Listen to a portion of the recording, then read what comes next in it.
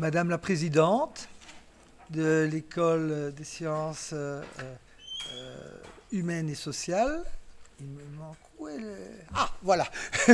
Madame la doyenne de la Faculté de traduction et d'interprétation EI, chers collègues, chers étudiants, mesdames et messieurs, et évidemment, Madame Samoyau, bienvenue à l'Université de Mons, bienvenue à Mons. Je suis ravi de vous accueillir pour cette chère Franquie ici à l'Université de Mons. C'est toujours un très grand moment pour une université d'avoir la chance et l'honneur d'accueillir en ses murs une chère Franquie. Une chère Franquie, c'est un cycle de conférences de très haut vol, ici rassemblées sur une semaine, dense, de 5 conférences abordant des thématiques toutes plus intéressantes et contemporaines les unes que les autres. Pour bien comprendre ce qui nous réunit ici, en quelques mots, je vais essayer de vous rappeler ce qu'est la Fondation Franquie et ce que sont ces chaires du même nom, et expliquer à celles et ceux qui ne sauraient pas dans l'assistance ce que sont les objectifs de cette fondation. Il faut remonter à 1932. Émile Franquie et Herbert Hoover décidèrent ensemble de créer un fonds doté d'un capital important et dont l'objet serait de promouvoir, je cite, le développement du haut enseignement et de la recherche scientifique en Belgique. Herbert Hoover insista pour que cette fondation porte le nom uniquement d'Émile Franquie, afin de pérenniser la mémoire de celui qui fit tant pour son pays, pour notre pays et pour la science globalement. Le but de la Fondation Franquie est de stimuler le prestige de la recherche fondamentale désintéressée en apportant à nos hommes et femmes de science un encouragement, je cite de nouveau, moral incontesté. Et implicitement, cela comprend l'encouragement à la collaboration interuniversitaire. La chaire Franquie, quant à elle, existe, elle, depuis 1933, soit un an après la création de la Fondation. Et cette chaire Franquie constitue l'une des activités phares de la Fondation. Sur proposition des universités, la Fondation Franquie attribue chaque année un certain nombre de chaires Franquie. Celles-ci sont destinées à inviter une professeure d'une autre université, belge ou étrangère, à donner une dizaine d'heures de cours, en ce compris la leçon inaugurale. Ce sont donc les universités elles-mêmes qui invitent le ou la titulaire d'une chaire Franquie. À savoir aussi que la Fondation Franquie se réserve le droit de ne pas l'attribuer, cette chaire. Ce n'est pas le cas ici. Preuve que nous avons été à la hauteur des espérances de la Fondation et nous avons su choisir la titulaire cette année et j'en félicite d'ailleurs les personnes qui l'ont proposé. N'est-ce pas, Madame la Présidente? N'est-ce pas, Madame la Doyenne? Et donc, vous l'aurez compris, l'obtention d'une chaire Franquie constitue une très belle reconnaissance pour notre institution, mais constitue aussi une très belle reconnaissance pour le ou la titulaire. C'est aussi une formidable opportunité pour notre communauté. Étudiants, étudiantes, enseignants, enseignantes, chercheuses, chercheurs, membres du personnel et du grand public, de venir écouter, rencontrer, vous l'avez compris, d'éminents spécialistes venus traiter de sujets d'actualité. Au fond, les missions de la Fondation Franquie sont les mêmes que celles d'une université, les mêmes que celles prônées ici à l'UMONS. Il s'agit, au travers d'activités d'enseignement, de promouvoir l'excellence dans la recherche fondamentale, donc désintéressée, afin de consolider et élargir le paysage intellectuel de notre pays. Au service de l'intérêt général, nous sommes donc en totale phase. Nous avons déjà eu la chance, ici à l'UMONS, d'héberger de nombreuses chaires, à la faculté polytechnique notamment, en sciences, mais aussi en psychologie et sciences de l'éducation, et j'en passe. Mais, ici, aujourd'hui, C'est sans doute la première fois que nous faisons ici, sous l'égide conjointe mixte de deux composantes, la FTI-EI et le SHS, ensemble, cette proposition d'accueillir la titulaire de cette chaire. Et le parcours de la lauréate ne pouvait s'y prêter mieux, je pense. C'est en effet, et vous l'avez compris, un plaisir et une chance d'accueillir Madame Tiffaine Samoyo. Samoyo? Ça va bien, voilà. Je savais bien que j'allais l'écorcher, hein, dont les recherches se situent justement au croisement de la littérature, de la traduction et des sciences humaines et sociales. C'est tout l'intérêt de son profil et de sa démarche scientifique. C'est ce qui justifie sa présence et la venue de cette scientifique renommée internationalement et qui vous sera présentée davantage en détail dans les toutes prochaines minutes ce soir. Je me réjouis d'entendre avec vous sa leçon inaugurale consacrée à un sujet très délicat, me semble-t-il, souvent évoqué dans les médias, car il fait débat de société. Je suis sûr que sa leçon nourrira notre point de vue et notre questionnement. Pour terminer, merci aux personnes qui, au sein de la FTI, de l'ESHS, aux personnes qui ont rendu la venue de la lauréate de ce jour possible. Grand merci. Je vous souhaite à toutes et tous, une très belle soirée à l'écoute de cette leçon inaugurale. Je vous remercie. Laurent ?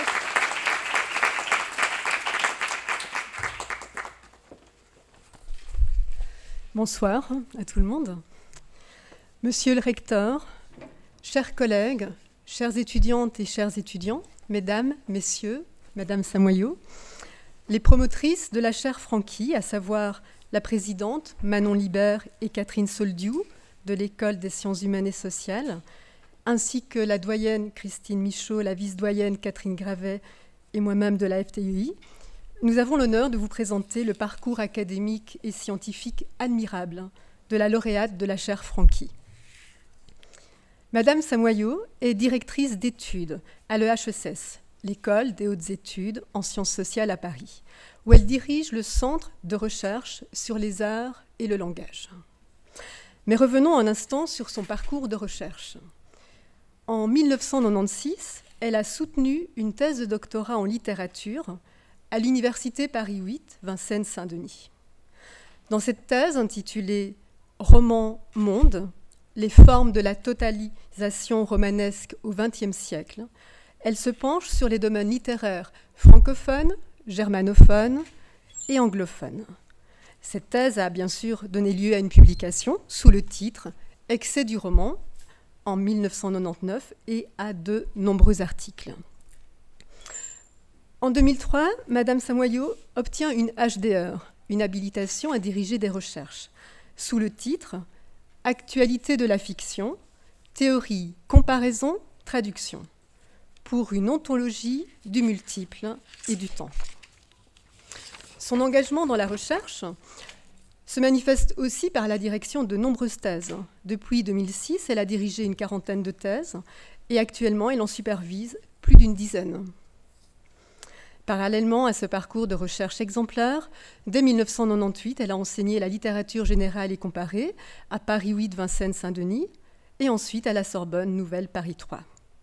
Ces cours ont porté sur la littérature française et les littératures étrangères, les théories de la traduction et les théories de la littérature mondiale. Enfin, depuis les années 2000, Madame Samoyo a aussi été plusieurs fois professeure invitée à l'étranger, notamment aux États-Unis, dans les universités Johns Hopkins et Cornell, et en Chine, à Nankin. À l'évidence, ces expériences d'enseignement ont nourri sa recherche, qui s'inscrit à l'intersection de la littérature, de la traduction et des sciences humaines et sociales. Madame Samoyo a ainsi publié des ouvrages et des articles sur des essayistes français, comme Barthes ou encore Bourdieu, mais aussi de nombreux articles sur des écrivains tels que Kafka, Modiano, Ernaud, Hanel, Michon et bien d'autres. Je citerai deux de ses essais. Premièrement, son essai sur Roland Barthes, une biographie intellectuelle basée sur une enquête à partir de sources inédites, telles que archives, journaux et agendas, et qui a été publiée au Seuil en 2015 et a reçu le prestigieux prix de l'essai de la Société des gens de lettres. Cet essai est traduit en de nombreuses langues, chose à laquelle nous sommes sensibles évidemment, allemand, anglais, chinois, russe, espagnol, japonais et turc. Deuxièmement, son essai plus récent, intitulé « Traduction et violence », paru au Seuil en 2020, analyse les histoires de violence dans lesquelles la traduction a joué un rôle parfois significatif, notamment dans le cas de la domination coloniale ou encore les champs d'extermination, mais aussi les sociétés d'apartheid.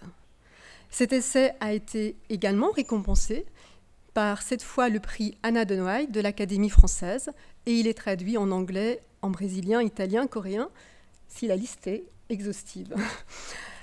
Le parcours de Madame Samoyau nous a bien sûr convaincus de l'intérêt pour les mondes de la traduction. À ce sujet, j'aimerais mentionner un colloque qu'elle a consacré à, je cite, « ces géographies de la traduction ». En 2 temps. En 2009, le premier volet était consacré à la France, la Russie, la Chine et le Japon, tandis qu'en 2011, le deuxième volet était consacré à la France et aux Amériques. Cette présentation de la lauréate de la chaire Franqui ne serait pas complète si, outre les domaines de recherche et d'enseignement mentionnés, nous n'évoquions pas d'autres activités qui la voient tour à tour traductrice, romancière, critique littéraire et aussi experte, qui prend la parole sur France Culture ou que l'on peut entendre via des podcasts et des vidéos d'intervention enregistrées lors de colloques ou de conférences. Enfin, ce soir, certains auditeurs et certaines auditrices de la leçon inaugurale ont peut-être poussé la porte de l'auditoire La Fontaine pour entendre la voix de la feuilletoniste qui s'exprime dans le supplément Le Monde des livres. Ce feuilleton hebdomadaire de Madame Samoyau révèle indéniablement des choix littéraires éclairés et éclairants et des analyses toujours originales, lucides et sensibles qui nous font prendre la mesure de la littérature de fiction et d'essai contemporaine. C'est ce parcours académique, scientifique et de vulgarisation, brossé ici à grands traits, qui a retenu l'attention et a attisé la curiosité des promotrices de la chaire Franqui. Je cède à présent la parole à ma collègue Catherine, qui va vous introduire la leçon inaugurale de ce soir.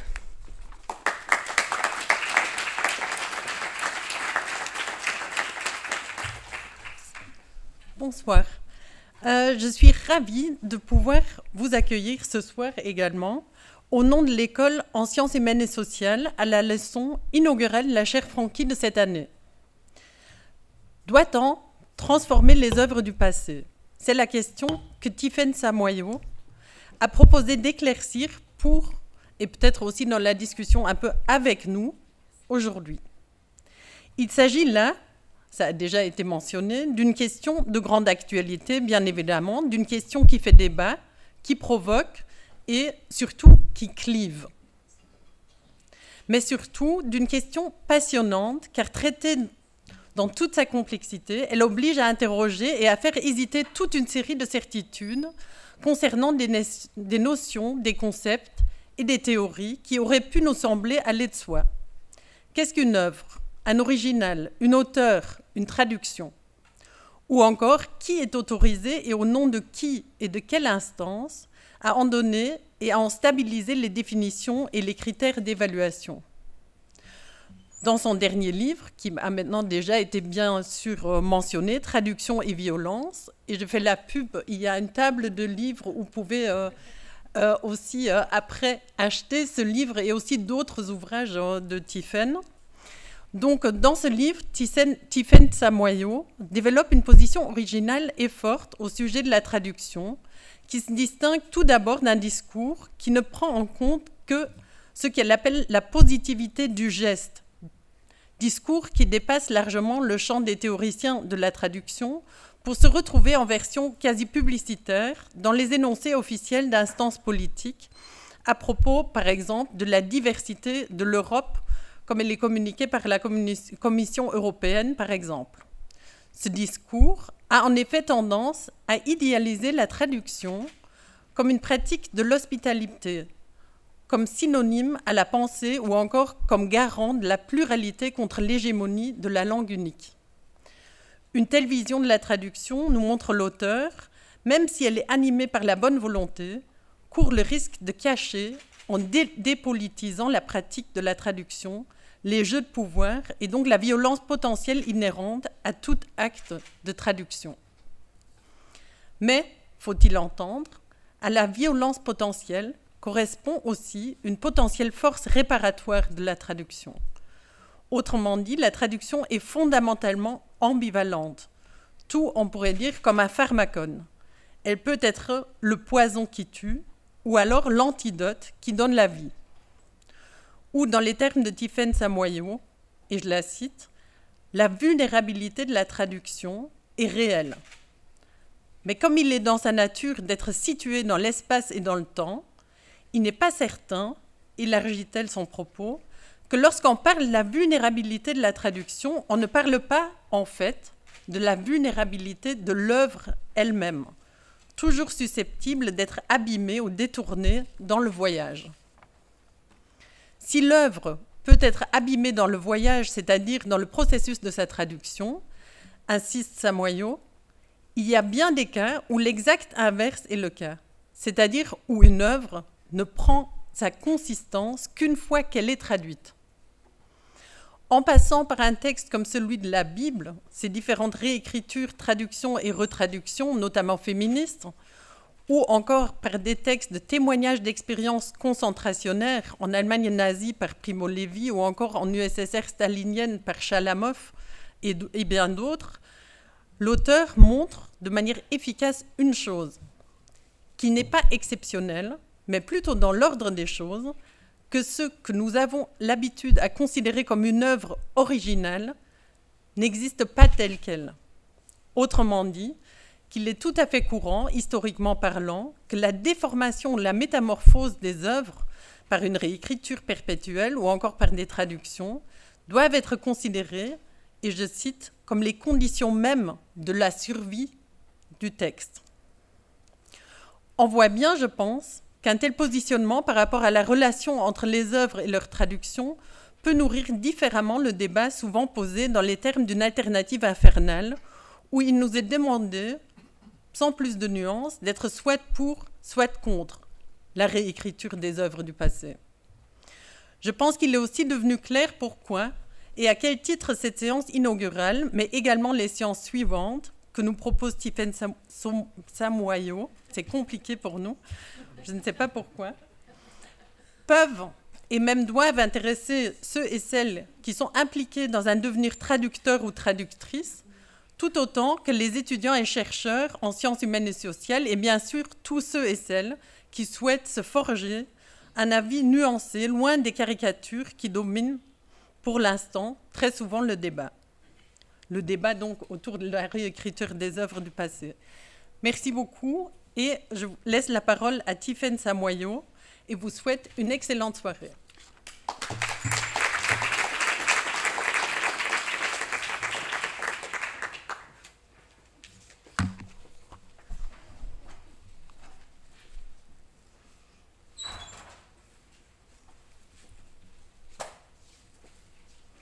Monsieur le recteur, mesdames et messieurs les doyennes et doyens, mesdames et messieurs les vice-rectrices et les vice-recteurs, mesdames et messieurs les professeurs, chers collègues, chères et chères étudiantes, je voudrais commencer par adresser mes remerciements les plus vifs à l'Université de Mons et à la Fondation Franqui, qui me font l'honneur de m'accorder cette chaire Franqui 2024 à l'Université de Mons.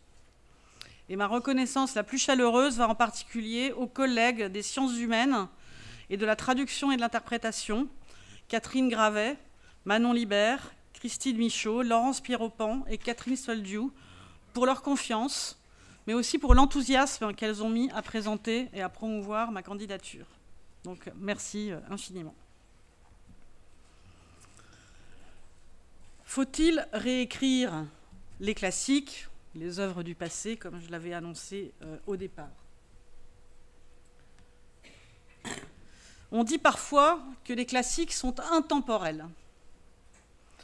Veut-on dire par là qu'ils sont étrangers au temps, qu'ils ne s'inscrivent pas dans le temps? Certainement pas, puisque leur qualité est précisément de durer, d'être de tous les temps. Être de tous les temps, ce n'est donc pas être intemporel, c'est au contraire être superlativement temporel, puisque la durée est une propriété du temps. La langue courante, parce qu'elle a placé l'expression à la mesure de la vie humaine, associe le temporel à l'absence de durée, à la brièveté, sans doute par contiguïté avec le temporaire, qui ne dure que pendant un temps limité. Et l'intemporalité est liée, donc dans la langue courante, à une durée anormalement longue. D'où l'idée paradoxale, mais portée par la langue donc, que ce qui dure est intemporel. Pour autant, admettre que les classiques durent signifie-t-il aussi qu'ils le font sans varier dans le temps, en échappant à la nature matérielle des êtres et des choses? Un classique se définit-il par sa permanence ou par sa mutabilité? S'agit-il d'une œuvre figée ou bien d'une œuvre en mouvement? D'une œuvre qui dure parce qu'elle s'adapte au changement d'époque, ou bien parce que son autorité lui vient de sa matière même, inaltérable? Enfin, dernière question introductive, l'œuvre a-t-elle vraiment la propriété d'échapper à l'usure et à la ruine qui frappent toute entité du monde? Prenons la peinture, l'architecture. Les œuvres n'y durent pas sans restauration, ni sans entretien. Le noyau irréfragable qui leur donne leur aura, leur qualité à la fois sensible et immatérielle, une lumière, un équilibre qui nous touche, persiste tout en étant changé. Donc la réponse à cette énigme viendra à la fin de la leçon. Enfin, certaines et certains d'entre vous le savent, la connaissent peut-être, la réponse. Pour les œuvres à exemplaires multiples, littérature, musique, celles qu'on appelle allographes, car on les reçoit indépendamment du geste autographe de leur production, celles auxquelles on n'accède que par une reproduction ou par un exemplaire, l'usure matérielle importe moins. On peut remplacer un livre abîmé, faire un nouveau tirage d'une photographie jaunie, en théorie du moins, car il arrive aussi qu'il y ait des exemplaires uniques, ou bien uniques pour soi. On se souvient souvent de l'édition dans laquelle on a lu un livre qu'on a aimé. On peut avoir une version préférée des suites de Bach ou de telle autre musique qui se matérialise dans un disque dont on se souvient, où et quand on l'a acheté. Pourtant, ce qui change dans ce qui dure, pour les œuvres à exemplaires multiples, ne s'appréhende pas de la même façon. On dit généralement que cela tient à l'interprétation. Deux interprétations d'une même pièce musicale font varier le morceau. Deux interprétations d'une même pièce de théâtre font varier la pièce. Cela va de soi pour tout le monde, c'est vraiment une évidence. Et c'est même pour cela que nous apprécions les arts dits vivants. Chaque performance les change et nous aimons ces différences. Pour les arts en apparence non performés, peinture, sculpture, architecture, littérature dans le livre, parce qu'il y a aussi une littérature hors du livre, bien sûr, nous apprécions en revanche que les formes, en apparence, ne changent pas. Si nous retournons voir La Vue de Delft ou La Nuit étoilée de Van Gogh, nous nous attendons à voir le même tableau. Si nous relisons un livre, nous nous attendons à retrouver le même texte. Ainsi, un autre partage distingue les régimes de l'art, les régimes distincts de l'art, qui ne recoupent pas la différence ontologique qui a été élaborée par Nelson Goodman entre autographe, c'est-à-dire produit en un seul exemplaire, et allographe, mais qui vient l'affiner. Cette distinction, je l'appelle une distinction entre les œuvres à performance active et les œuvres à performance passive. Cette distinction que je propose donc ne recoupe pas non plus exactement celle qui est établie par Gérard Genette dans l'œuvre de l'art entre immanence et transcendance, posée donc dans le cadre d'une stricte ontologie de l'art, cadre dans lequel je ne me situe pas. Je me place pour ma part avant tout dans la perspective des usages, de leurs pratiques et de leurs effets sociaux. Je m'intéresse à la façon dont les œuvres sont perçues collectivement dans une époque donnée, dans une logique de réception. Or, aujourd'hui, et cela est aussi le résultat d'une histoire, certaines œuvres sont perçues comme performatives et changeantes, et d'autres comme immanentes et immuables. Ce qui peut se synthétiser donc selon le tableau que vous avez sous les yeux. Font l'objet de performances passives les œuvres qui sont simplement regardées ou lues par des spectateuristes, des lectrices, et de performances actives, celles qui sont exécutées par des interprètes et qui se doublent d'une performance passive par spectateurs, auditrices, etc. Ces dernières, donc, qui font l'objet d'une double performance, active et passive, donc c'est le cas de la musique, de la danse, de la littérature hors du livre, etc. Donc ces dernières sont soumises à une variation collective acceptée. On accepte que l'œuvre change en fonction des interprétations. Celles qui sont soumises à une simple performance passive sont généralement, par l'ensemble de la société, considérées comme immuables. Or, peut-être une certaine réception savante qui, elle, peut prendre en compte des variations selon qu'on lit un livre dans telle ou telle édition, dans telle ou telle version, selon telle ou telle traduction, ou bien que l'on voit une œuvre dans un tableau, par exemple, dans tel et tel contexte d'exposition. Ainsi, la première réponse à la question qui est la mienne, faut-il réécrire les classiques, dépend de ce consensus que je viens d'exposer. Donc, faut-il réécrire des classiques? Oui, dans le cas de la performance active, où chaque version performée offre une nouvelle variation d'une même œuvre, et non, dans le cas de la performance passive, où nous serions face à une seule et unique matière, imperméable au changement. Pourtant, s'agissant des classiques, plusieurs paramètres historiques, donc temporels, obligent à reconsidérer et à infléchir ce consensus, ce consensus binaire. J'en vois essentiellement 4 que je vais exposer: la reprise, les changements d'usage, l'usure du temps et les marques du pouvoir. Donc je commence par la reprise. Ce qui définit le classique, au moins autant que sa prétendue intemporalité, c'est que c'est une œuvre qui est toujours reprise, citée, appropriée, décalée, en un mot, réécrite. En ce sens, la question « faut-il réécrire les classiques ?» est une fausse question, puisque les classiques sont classiques parce qu'ils sont constamment réécrits. Il existe autant de versions de l'Odyssée que de cultures et d'époques.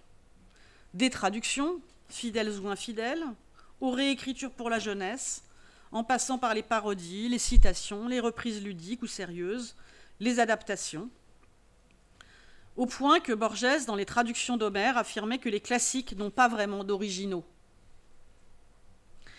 Le texte d'Homère, selon lui, s'est transmis oralement, enfin c'est pas selon lui seulement, sans l'appui de versions écrites, avec en particulier des procédés mnémotechniques assurant la diffusion, non sans qu'interviennent dans la transmission orale un certain nombre de modifications et d'oublis. Ensuite, la plupart des gens lisent ce texte en méconnaissance totale du grec. Ils l'entrevoient comme une partie de la bibliothèque mondiale, avec des développements dans toutes les langues, dans toutes les formes, en vers ou en prose, qui augmente ses possibilités et sa puissance.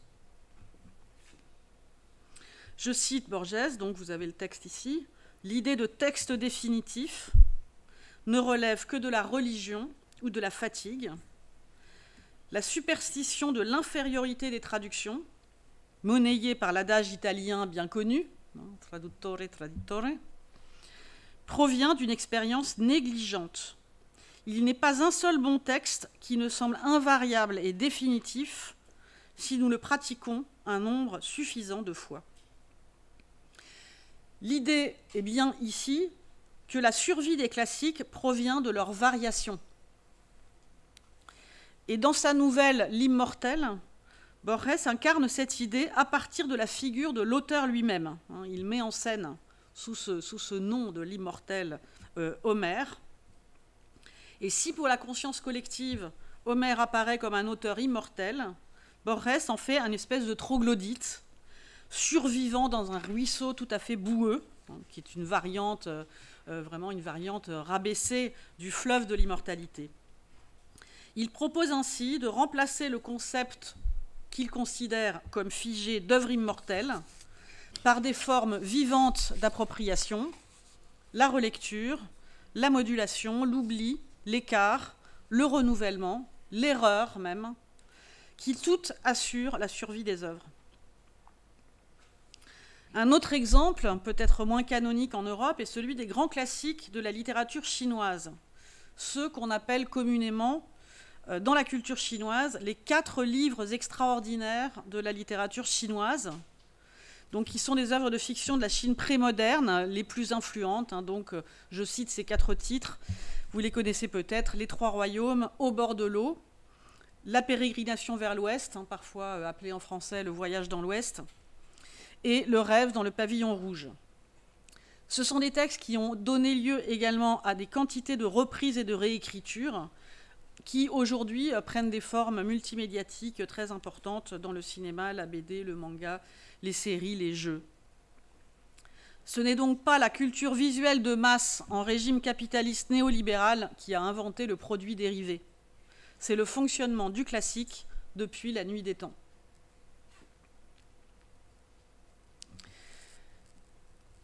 J'en viens maintenant à au deuxième paramètre, qui sont les changements d'usage. Comme l'écrit encore Borges, dans le cas des livres célèbres, la première fois est déjà la seconde, étant donné que nous les abordons en les connaissant déjà.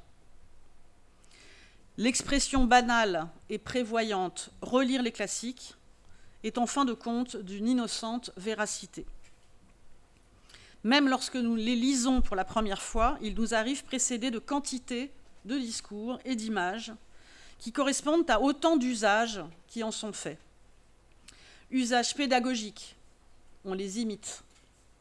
Usages scolaires, on les juge dignes d'être étudiés en classe. C'est aussi une définition du classique, le texte qui est digne d'être étudié en classe. Usage patrimonial, on fonde avec eux une culture commune, et en général le canon national. Usage transnational, le canon mondial. Usage autoritaire et sacralisateur, un texte auquel on ne touche pas. Un usage subversif, on le parodie, on le pastiche, on le transforme. Dans tous les cas, ces usages, qui peuvent connaître des variations, sont des manières de faire avec le passé.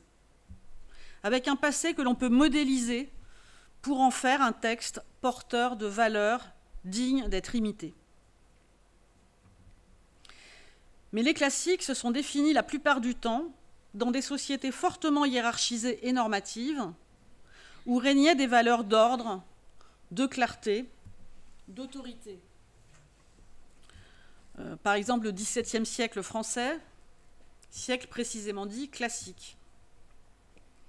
Et Alain Viala, dans son article de 1993 intitulé « Qu'est-ce qu'un classique ?», lie étroitement le classique historique, c'est-à-dire par exemple l'Antiquité ou le siècle de Louis XIV français, à la définition plus générale du classique. Un classique est un partisan de l'esthétique classique, sauf pour quelques périodes. Il ajoute que Hugo, par exemple, est devenu un classique. Et plus loin, il écrit « Tout auteur érigé en classique est nécessairement soumis à des effets de déformation ». Lorsque les valeurs se modifient, en effet, soit les classiques sont remplacés par d'autres, et on le voit bien aujourd'hui avec le processus de classicisation d'un certain nombre d'autrices, comme pour la France, Louise Labbé, George Sand, Colette.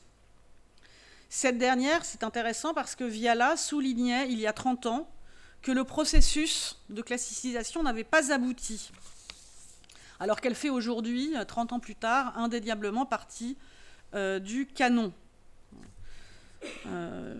Voilà, vous avez la citation ici, le cas de Colette, qui eut tôt sa place dans les corpus scolaires, qui est aussi l'objet d'un fort intérêt, montre aussi que sa consécration, étant passée par des zones faibles de l'institution, par exemple l'école primaire dans l'appareil scolaire, et n'ayant pas été totalement consensuelle, pas d'académie, de l'inconvénient d'être une écrivaine, sa classicisation, en dépit d'un grand succès, n'est que partiellement aboutie.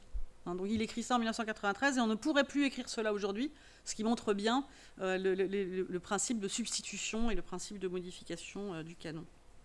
Puisque maintenant, elle peut être, en tout cas en France, au programme des concours de l'enseignement, par exemple. Troisième paramètre, l'usure du temps. Alors là encore, je l'ai esquissé vaguement en introduction, les choses ne sont pas identiques pour les œuvres autographes, qui n'existent qu'en un seul exemplaire, et les œuvres allographes. Même lorsqu'elles s'usent, une peinture reste elle-même, semble-t-il, reste elle-même.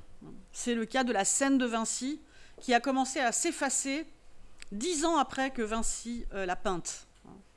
C'est une histoire quand même très particulière, la scène de Vinci, puisque la technique utilisée par Léonard de Vinci a fait que 10 ans après, un visiteur voit cette fresque de Léonard.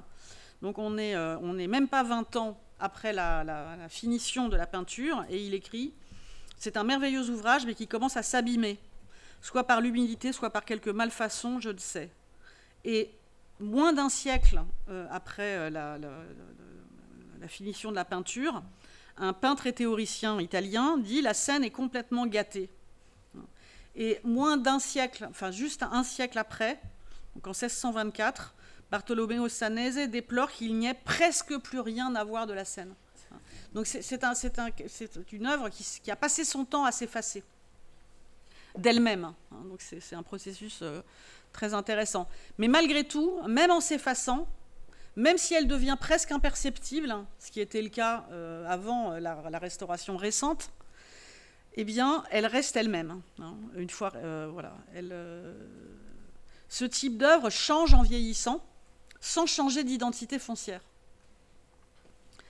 Un monument qui tombe en ruine ou qui s'effondre reste lui-même dans le tas de pierres qu'il est devenu. Alors qu'une œuvre d'art allographique comme un livre vieillirait sans se transformer, s'userait sans se modifier. Comment faire alors avec son usure immatérielle ? Puisqu'il faut bien considérer que dans ce cas, l'usure n'est pas matérielle, comme dans le cas du monument, ou comme dans le cas de la fresque de Léonard de Vinci, mais que l'usure est immatérielle. Le célèbre metteur en scène et traducteur Antoine Vitez recourt à une métaphore matérielle pour exprimer cette usure immatérielle. Les œuvres du passé, dit-il, sont des architectures brisées, des galions engloutis, et nous les ramenons à la lumière par morceaux, sans jamais les reconstituer, car de toute façon, l'usage en est perdu. Mais en fabriquant avec les morceaux d'autres choses, notre travail à nous est de montrer les fractures du temps. L'usage en est perdu. Que veut-il dire par là ? Eh bien qu'une part de la puissance des œuvres du passé a disparu, comme le présent qui les a vues naître. Le processus de ruinification atteint toute chose passée, même si elle semble nous parvenir intacte. Ce n'est pas simplement que nous ne la regardons pas avec les mêmes yeux, mais parce que son langage est différent. Par-delà les différences linguistiques qui tiennent à l'évolution des langues, son langage est différent parce qu'il entre dans un rapport au réel différent. Cela explique la métaphore d'Antoine Vitez. Nous nous ramenons du passé, non pas tout le passé, ni sa représentation complète, mais des lambeaux, que nous reconstituons à notre manière, que nous recomposons, même si nous n'en sommes pas tout à fait conscients. Dès lors, la question « faut-il réécrire les classiques » devient une fausse question, puisque de fait, nous les réécrivons dès que nous les relisons. Nous superposons notre langage à leur langage, notre réalité à leur représentation. Prenons le simple énoncé « La Marquise sortit à 5 heures », que le manifeste du surréalisme attribuait à Valéry, qu'il l'aurait proféré de façon ironique. Il n'était plus possible, selon lui, d'écrire une telle phrase, tant elle était le comble d'un romanesque bourgeois, banal, désuet. Un siècle plus tard exactement, le manifeste du surréalisme date en effet de 1924, et après que la phrase elle-même ait été constamment reprise et commentée, de Claude Mauriac à Franck Etienne, de Kundera à Chevillard et par bien d'autres encore, qu'en est-il? Sait-on encore ce que c'est qu'une marquise? N'aurait-on pas tendance à la confondre avec un auvent? Et où sort-elle? Dans quelle rue? Dans quelle tenue? Et que fait-on à 5 heures au début du siècle passé lorsqu'on est une marquise? Ce que nous imaginons derrière cet énoncé peut donner lieu à des variations innombrables, déclinées d'ailleurs par l'auteur belge Jean Charland dans un ouvrage de 2011, Variations Valéry, les cadences de la marquise. Ce qui est certain, c'est que la phrase ne cesse de varier, de différer, de se transformer, alors qu'en apparence, mais en apparence seulement, sa lettre est la même. Notre langue a autant changé que la rue dans laquelle sortait l'hypothétique marquise. Dernier paramètre, la marque du pouvoir politique. Ce dernier paramètre temporel influe peut-être encore plus directement sur les processus de classicisation variable ou sur les fluctuations de ce qu'une société considère comme classique et sur la réécriture même des classiques. C'est le rôle du pouvoir politique, mais aussi aujourd'hui du pouvoir économique, bien sûr. Un ouvrage n'est pas érigé en classique pour des valeurs qui lui seraient intrinsèques, mais selon la façon dont il est reçu. Et cette réception lui fait franchir plusieurs seuils de consécration. Celui de l'institution littéraire de l'époque, de l'édition, de l'école, de la recherche universitaire. Au XIXe siècle, pour la première fois en France, un éditeur, Hachette, lançait une collection dite de classiques. Ce ne fut pas un hasard, cette initiative était concomitante de l'exaltation du roman national. On aspirait alors à lier étroitement langue, littérature et nation. C'est donc dans un contexte d'émergence, de constitution et de consolidation des États-nations qu'apparaît la notion de littérature classique. Autre anecdote frappante pour illustrer la marque du pouvoir politique, les initiatives parallèles, voire concurrentes, des États-Unis et de l'UNESCO. En 1952, sous l'impulsion d'un ancien président de l'Université de Chicago, on réunit 54 volumes sous le titre « The Great Books of the Western World ». Leur maître d'œuvre les présente ainsi: « Voici les sources de notre être, voici notre héritage, voici l'Occident, voici sa signification pour l'humanité ». Les 2 premières séries de cette collection seront offertes à la reine Elisabeth II d'Angleterre ainsi qu'au président Truman des États-Unis, ce qui confirme par le symbole la prise de pouvoir des États-Unis sur le reste du monde. Dans un tout autre esprit et à la même époque, a été mis en place le programme des œuvres représentatives de l'UNESCO. Il s'est développé de 1948 à 2005 et a réuni quelques 1060 ouvrages essentiels de la littérature mondiale, marquant la volonté d'un rééquilibrage culturel entre les peuples. Après les 2 guerres successives, il était intéressant de fonder le patrimoine mondial de la littérature sur la paix. C'était aussi une alternative à la prédominance d'une culture sur une autre, une initiative pour faire connaître des réalités méconnues ou lointaines, comme le poète mystique persan Roumidou du XIIIe siècle, ou plus proches, comme l'Islandais Laxness, le poète roumain Eminescu ou le japonais Kawabata. Cette bibliothèque des bibliothèques ne se borne évidemment pas au Western World. Elle double son action d'un programme de traduction dans des langues souvent minorées, du hongrois à l'indonésien, pour exalter la diversité. Ainsi, la notion de classique ne peut pas être séparée de la politique de la littérature telle qu'elle est menée, de manière variable, par les États-nations ou par les institutions transnationales. Des politiques peuvent ainsi décider quel livre est considéré et utilisé comme classique à tel ou tel moment. Citons l'exemple de Toni Morrison, première autrice afro-américaine à avoir reçu le prix Nobel de littérature. Bien qu'unanimement considérées comme des classiques, ces œuvres ont récemment été retirées des programmes scolaires en Floride, État qui déploie une action volontariste contre tout ce qui met en cause le récit, garantissant la suprématie blanche dans l'histoire de la fondation états-unienne. La notion de classique est ainsi inséparable de celle d'autorité. C'est pourquoi la définition en 14 théorèmes de ce qu'est un classique par Italo Calvino, qu'il a proposé dans un article de 1981, me paraît insuffisante, puisque à la question « qu'est-ce qu'un classique ?», il ne répond que par des propositions positives, insistant sur la richesse, le renouvellement, l'inattendu du classique, mais jamais par ce lien étroit avec le pouvoir politique qui institue et modifie le canon, tout en entraînant, de fait, la réécriture des classiques.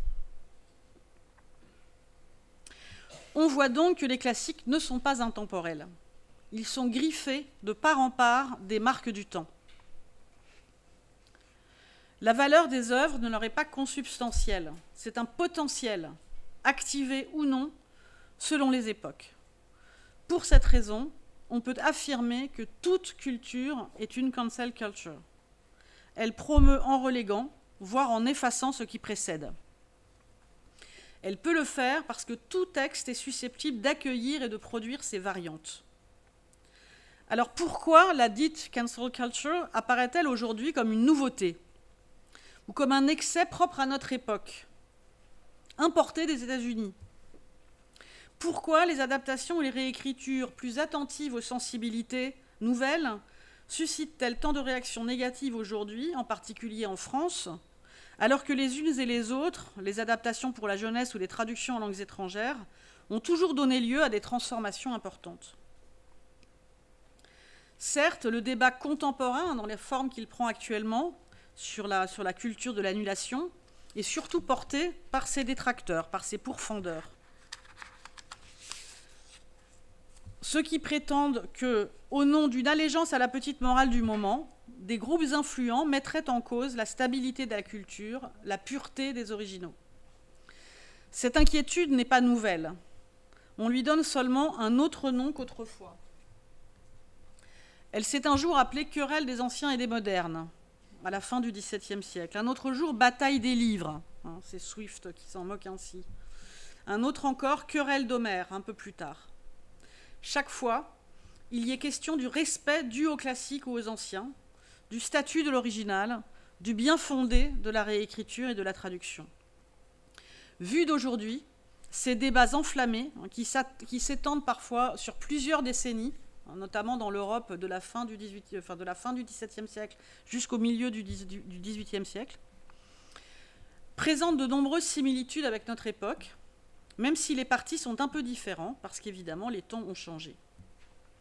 Ainsi, les modernes de la fameuse querelle du XVIIe siècle français opposant Perrault du Parti des modernes, à Boileau du Parti des anciens, nous paraissent démodés aujourd'hui, car s'ils revendiquent une liberté totale dans l'usage des textes anciens, ils le font dans un souci de conformité avec les normes du temps, qui sont alors donc le christianisme, la royauté, qui ne sont plus les valeurs du nôtre.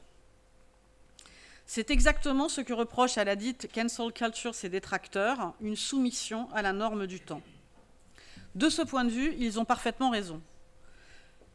Le propre des valeurs du temps est de se périmer. Et les modernes ne le seront bientôt plus. Mais n'y a-t-il pas un risque à se situer toujours du côté des anciens, d'avoir toujours raison en sautant par-dessus son époque? Celles et ceux qui posent que l'original ne change pas, qui en expriment la croyance, font fi des variations de nos lectures, que l'examen des nombreuses traductions d'un même texte au cours du temps permet de mettre au jour.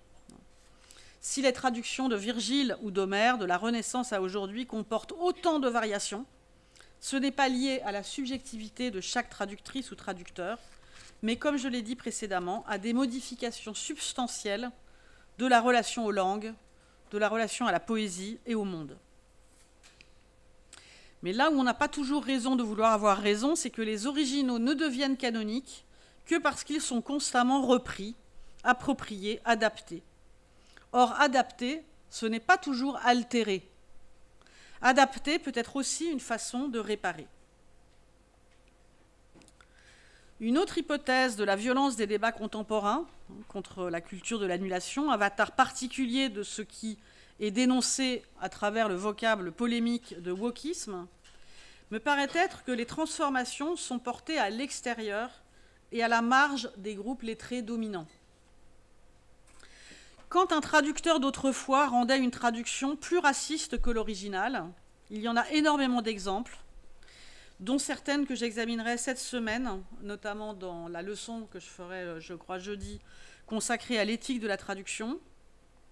Donc, quand une traduction était rendue plus raciste que l'original, personne, à l'époque, ne faisait grief au traducteur, car sa traduction portait finalement l'idéologie de ce moment-là. C'est en particulier le cas des traductions françaises de Mark Twain jusqu'à une époque récente. Je le montrerai sur des exemples précis. Donc derrière leur apparent universalisme, les défenseurs d'une autonomie de la littérature et d'une pureté de l'original défendent un entre-soi. Selon eux, la littérature s'adresse uniformément à tous à partir de quelques-uns.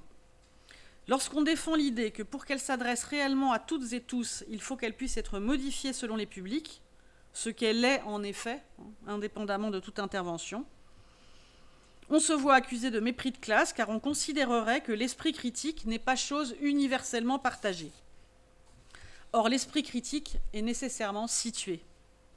On voit bien la manipulation, l'universalisme n'exclut personne, tout en refusant dans le réel toutes les opérations concrètes d'inclusion. Une position plus juste reviendrait à dire « la littérature s'adresse à toutes et à tous, à condition qu'on trouve des manières de les y conduire et de les y introduire ». Faut-il réécrire les classiques? La réponse à cette question, à ce stade de la réflexion, peut être nuancée. Aucune époque ne peut complètement évacuer ses propres questions idéologiques et sociales. La lecture ou le regard posé sur les œuvres les porte de facto. Aujourd'hui, une part de la société voudrait faire exister d'autres voix, tout simplement entendre des voix multiples et pas le monopole d'un seul groupe social, d'un seul genre, d'une seule race. La critique littéraire pose souvent la question suivante: que représente la littérature? Engageant donc le mode de la représentation et son contenu. Elle pose moins souvent sa variante: qui représente la littérature? Engageant cette fois la question de la représentativité. Et lorsque des efforts sont menés par la traduction, par la discussion, par la réécriture, pour rééquilibrer, ne serait-ce qu'à la marge, les déséquilibres, ils entraînent de vives réactions de rejet. Il va de soi qu'un monde de voix à parts égales serait un monde entièrement pacifié, qui n'aurait donc plus besoin de la représentativité, puisque toutes et tous seraient représentés. Ce monde entièrement pacifié n'aurait plus besoin de littérature non plus, puisque la littérature existe pour mettre en scène des crises et des conflits, pour qu'on puisse faire avec et nous en libérer, imaginairement ou psychiquement. Il n'est pourtant pas inutile de penser que la littérature ait les moyens en elle-même de contribuer à réparer des inégalités dans ce domaine et d'instaurer un nouveau partage des voix. Elle peut le faire au présent en s'ouvrant à des réalités nouvelles, les droits aux rivières par exemple, les autres qu'humains, mais elle peut aussi le faire par un travail sur la littérature du passé. C'est pourquoi s'indigner, par exemple, devant des rééditions ou des traductions de Mark Twain qui sont moins racistes, ou devant des réécritures de Roald Dahl ménageant les susceptibilités, c'est s'égarer, me semble-t-il, dans un faux problème et passer à côté de la question. Pourquoi ? Eh bien parce que cela s'est toujours fait et que c'est le propre des classiques d'être réécrits, je le redis et je vais maintenant le montrer avec un exemple, en fonction de l'ère du temps. Sinon, je le maintiens, ils ne seraient tout simplement pas des classiques. Donc je voudrais, pour finir, m'attarder sur un exemple connu de toutes et de tous ici. Cosette. Cosette, voilà un classique. Un classique de Victor Hugo, que pourtant Victor Hugo n'a jamais écrit. Ou comment la culture invente un classique à sa mesure. J'ai retrouvé récemment à la Bibliothèque nationale de France l'exemplaire que j'avais lu lorsque j'étais enfant, qui est précisément celui-ci. 2 volumes de la collection Lecture et loisirs de la librairie Charpentier, Cosette et Gavroche, donc Les Misérables Gavroche. Il date de 1975. Sur la 4e de couverture de Cosette, cette remarque, ce livre a été adapté pour la jeunesse. Rien de tel sur le volume Gavroche, mais un avertissement au verso de la page de titre. Dans cette adaptation pour les enfants des Misérables, certains passages ont été supprimés. Les textes de liaison sont en italique. Les illustrations occupent parfois de pleines pages en couleur, mais sont la plupart du temps des vignettes en quart de page et en noir et blanc. Au début, il y en a beaucoup, et ensuite beaucoup moins. On laisse le temps aux petites lectrices, aux petits lecteurs de se familiariser avec les personnages et certains éléments du contexte, puis on les laisse tranquilles, tout seuls, avec leur imaginaire, et leur imaginaire des figures et des lieux. Cosette.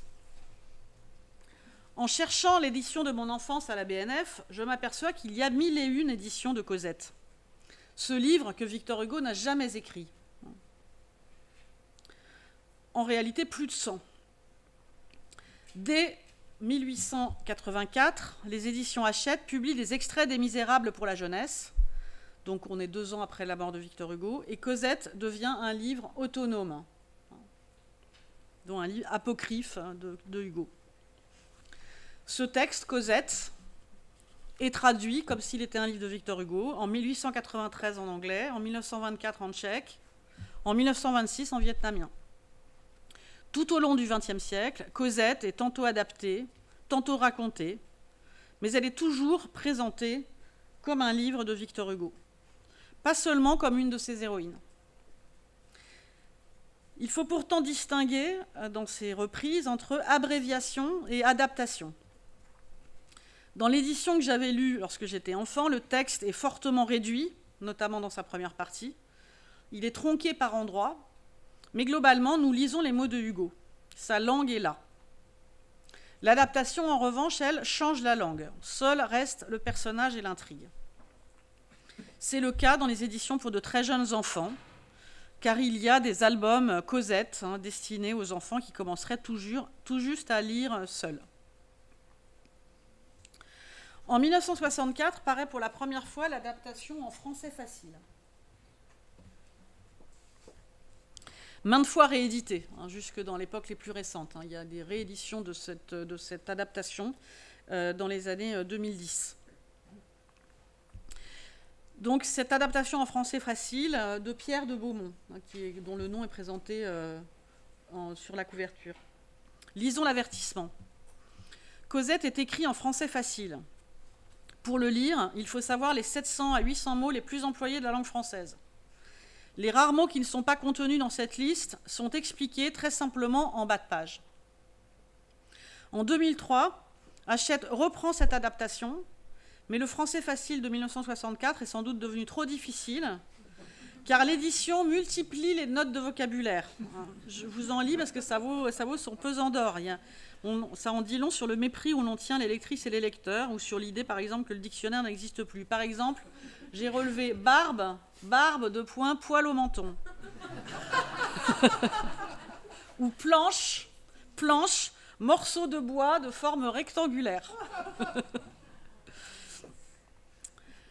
Donc, en 2013, pour la première fois, une édition de Cosette n'a plus pour auteur Victor Hugo,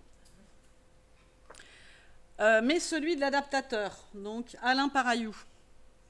Et sur le revers de la première de couverture, on peut lire cette mention: l'histoire de Cosette, racontée par Alain Paraillou, est illustrée par Marie Paruy. Le nom de Hugo est relégué en 4e de couverture. Mais c'est le seul cas que j'ai trouvé. Toutes les autres éditions présentent le nom d'auteur Victor Hugo, même lorsqu'il n'y a pas un mot de lui. Les éditions les plus nombreuses restent néanmoins les éditions abrégées. On rencontre cette remarque dans l'édition de Cosette du livre de poche jeunesse en 2002. Certaines œuvres littéraires peuvent, par leur ampleur, sembler difficilement accessibles. Ni adaptation ni résumé, ce livre propose une version abrégée du texte original. La notation a ce site particulier qu'elle prend soin de distinguer les petits arrangements avec le texte original selon 2 catégories, celles qui impliqueraient la réécriture, adaptation ou résumé, et celles qui ne l'impliquent pas, la version abrégée. Les 2 pratiques, je le précise, ont toujours existé de façon concurrente, il n'y en a pas une qui succède à l'autre, sans qu'elles soient aussi bien explicitées selon leur démarche. On ne peut pas toujours savoir, il faut vraiment se pencher sur l'édition pour savoir si ça va être une abréviation ou une réécriture. Mais quelquefois, une abréviation change plus le texte original qu'une réécriture. C'est ce que je vais essayer de vous montrer maintenant. Parce qu'un troncage ou une coupe peut modifier largement le sens de l'original, plus que certaines réécritures. Cosette appartient à tout le monde. C'est parce qu'elle a été récupérée, adaptée, triturée dans tous les sens, qu'elle appartient à tout le monde. Se pourrait-il que ce soit l'inverse? Au fond, cela revient exactement au même. Les figures du patrimoine vivent dans le temps en étant infiniment transformées. Nous avons Cosette en commun et elle est différente et unique pour chacune et chacun. Elle-même n'est pas tout à fait une figure originale. Si la main de Jean Valjean et la grande poupée lui appartiennent en propre, son destin emprunte beaucoup à Cendrillon et à la porteuse d'eau. Et tant qu'on y est, elle doit aussi au petit Pousset, lorsqu'elle est perdue dans la grande forêt de Montfermeil, et au petit Chaperon rouge, lorsqu'elle accorde sa confiance à Jean Valjean. Dans un texte intitulé « Un personnage qui n'existe pas », Nicole Savy, spécialiste de Hugo, observe que Cosette n'est jamais un sujet. Dans le roman, tout le monde veut posséder Cosette. Elle est un capital sur lequel chacun investit. Masquée derrière l'écran des mythes et des contes, elle devient elle-même l'écran de nos projections. Elle absorbe les contes parce qu'elle porte nos peurs, nos espoirs, qu'on la nourrit de notre pitié et même de notre perversion. C'est la thèse d'Amélie Nothomb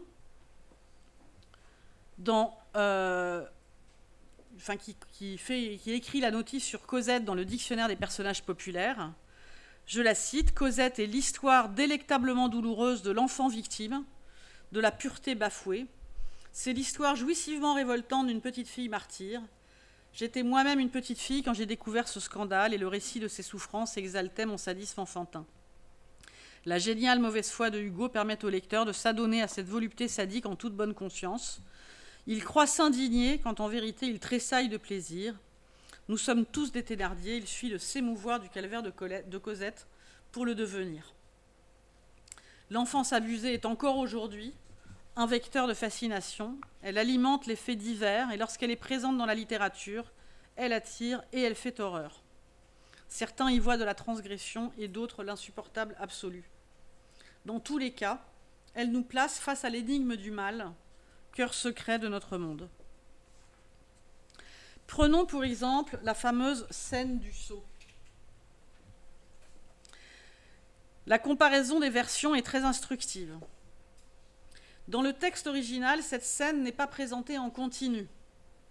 Selon la méthode de composition propre à Victor Hugo dans Les Misérables, la narration alterne toujours entre plusieurs fils de récits. Il y a le fil Fantine, le fil Jean Valjean, le fil Cosette.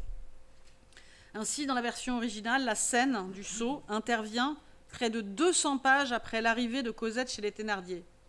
Alors que pour presque tout le monde qui a lu Les Misérables dans des versions adaptées, ou l'a vu au cinéma, etc., l'arrivée chez les Thénardier et la scène du sceau arrivent presque en même temps. Il faut 200 pages dans Les Misérables pour aller de l'une à l'autre. Donc c'est pas du tout la même... je veux dire, là où on voit que même l'abréviation change le sens de la scène. Donc dans toutes les versions de Cosette, cette scène arrive très tôt dans le récit. La scène du sceau, je l'ai dit, dans l'édition originale, n'est pas donnée en continu, ce qui la rend plus frappante et plus mémorable.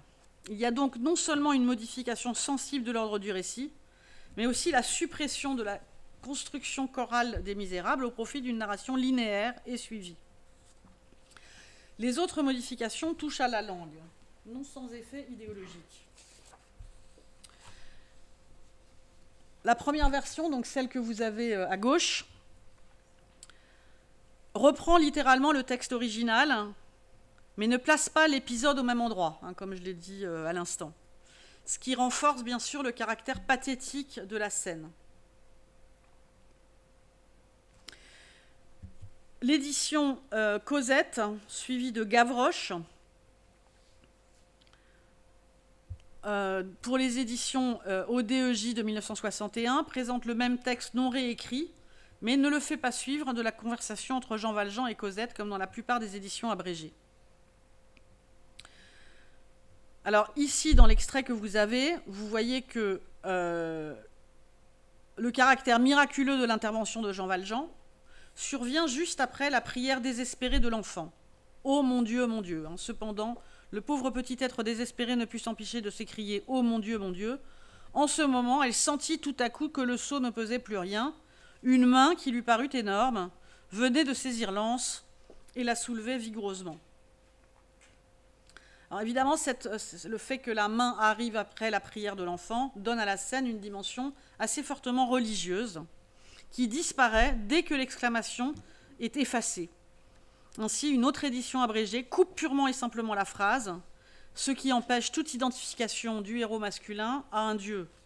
C'est la version que vous avez à droite. Elle rassembla toutes ses forces, reprit le seau et se remit en marche courageusement. En ce moment, elle sentit tout à coup que le seau ne pesait plus rien. Une main, qui lui parut énorme, venait de saisir l'anse en la soulevant vigoureusement. Donc la simple coupe de « Mon Dieu » change complètement l'interprétation de la scène. Dans les deux cas, dans ces deux citations, le texte n'est pas réécrit. Il est simplement abrégé. Mais on voit comment la coupe modifie l'esprit de la scène. Presque toutes les réécritures se dispensent de toute connotation religieuse, sauf celle de Pierre de Beaumont, qui en revanche passe la narration au présent. Donc là, il réécrit et simplifie. Pierre de Beaumont, c'est le français facile là, que j'évoquais tout à l'heure, et simplifie à la fois la syntaxe et le vocabulaire. Donc c'est plus court, parce que c'est la même scène que tout à l'heure.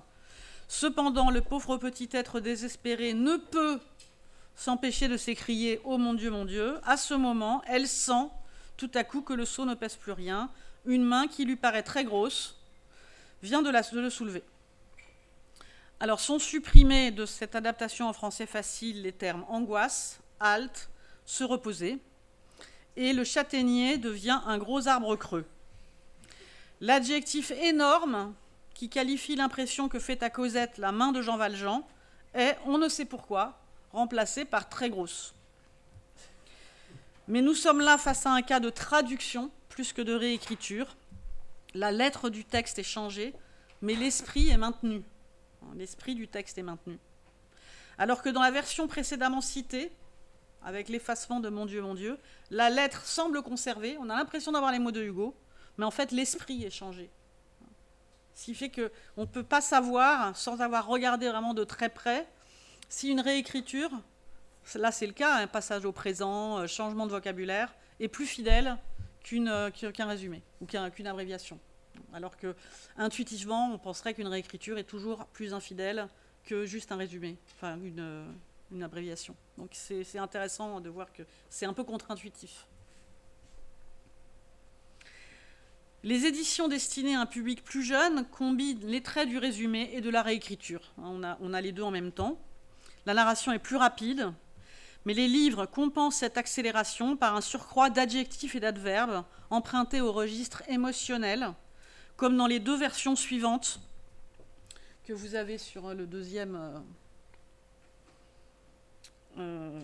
vignette. À noter dans le premier extrait que la main n'est ni énorme ni grosse, mais forte. L'adjectif connotant d'emblée le caractère rassurant de la présence de Jean Valjean. Soudain, le sceau parut à Cosette beaucoup moins lourd. En même temps, elle sentit sur l'anse une forte main près des siennes. Par rapport à grosse ou énorme, forte, il y a un ajout,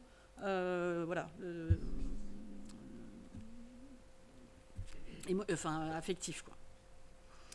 Et l'autre version, et tout d'un coup, elle sentit que le sceau ne pesait plus rien. Une main qui lui parut énorme venait de saisir l'anse. Un homme avait surgi derrière elle. Donc il y a eu là aussi une sorte d'amplification du suspens.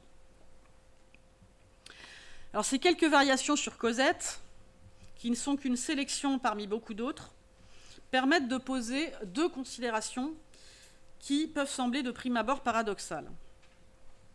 La première, c'est que le personnage ne cesse de se disperser, de se différencier. Selon l'édition où nous la découvrons, les mots qui la disent ne sont pas les mêmes. Nous ne lisons pas la même Cosette.